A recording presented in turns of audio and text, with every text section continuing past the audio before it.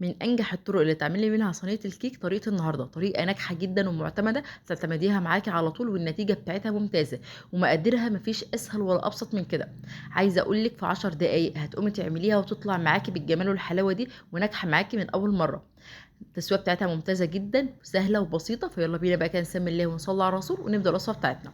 أول حاجة هنجهزها مع بعض وهي الصينية. أنا مستخدمة النهارده صينية مقاس 24، تقدري تستخدمي صينية مقاس 24 أو 26. هابطّنها كده بنقطة كده من الزيت وبعد كده رشة كده من الدقيق، ده كده قبل ما نشتغل في الكيك خالص. كده بطّلنا الصينية بتاعتنا وجهّزناها، ندخل بقى على مقادير الكيكة بتاعتنا. معايا بقى هنا 3 بيضات بدرجة حرارة الغرفة، ومعايا هنا كوباية من السكر، وطبعًا الفانيليا بتاعتنا أساسي.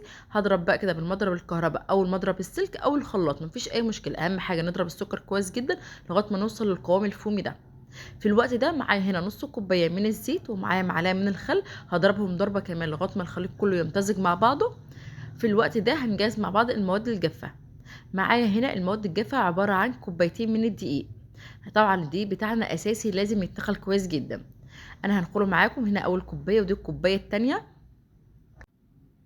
بعد ما بانخل الدقيق بتاعي معايا هنا طبعًا رشة الملح الأساسية دي معانا في أي كيكة، ومعايا هنا باكت من الكيك شيف أو البيكنج باودر، بس أنا طبعًا زي ما أنتم عارفين بافضّل دايمًا الكيك شيف. هابدأ كده بقى أخلط كل الخليط ده كده مع بعضه لغاية ما الدقيق بتاعي ده يختفي تمامًا.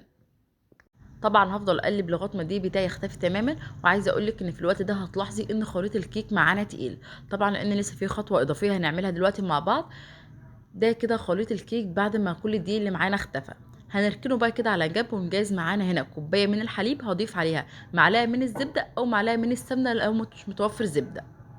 أول ما بتوصل بقى لدرجة الغليان بانزل بيها بقى على خليط الكيك، وعايزة أقول لِك في المرحلة دي هتشمي ريحة الكيكة خطيرة بجد، الريحة بتاعتها كانت قلبة الدنيا. هابدأ أقلبها كويس جدًا لغاية ما أوصل لخليط الكيك الممتاز اللي هتشوفيه معايا دلوقتي، هو ده الخليط المضبوط للكيكة بتاعتنا. طبعًا هننزل بقى بخليط الكيك معانا في الصينية اللي إحنا مبطنينها ومجهزينها من الأول. طبعًا هادخلها الفرن على درجة حرارة 180، بادخلها الأول في الرف الأوسط باشغّل لها من تحت، وبعد كده أول ما بتستوي معانا طبعًا باعمل لها اختبار بالخلة، وبعد كده باشغّل لها الشواية. وبتطلع معانا خطيرة وواخدة لون تحفة جدًا. تعالوا نشوفها كده مع بعض بعد ما طلعت معانا من الفرن. عايزة أقول لِك التسوية بتاعتها ممتازة، وهاقول لِك برضه على الخطوات اللي تخلّي معانا التسوية تطلع معانا مضبوطة. تعالوا بقى الأول نقلبها كده مع بعض ونشوفها من جوّه عاملة إزاي. خطيرة بمعنى الكلمة يا جماعة، ريحتها فظيعة، الشكل بيتكلم عن نفسه. هشة وخفيفة، لونها من جوّه كده أبيض وفاتح. عايزة أقول لِك ما فيش أسهل ولا أبسط من كيكة النهارده، ومتأكدة إن أنتِ في 10 دقايق هتقومي تجربيها.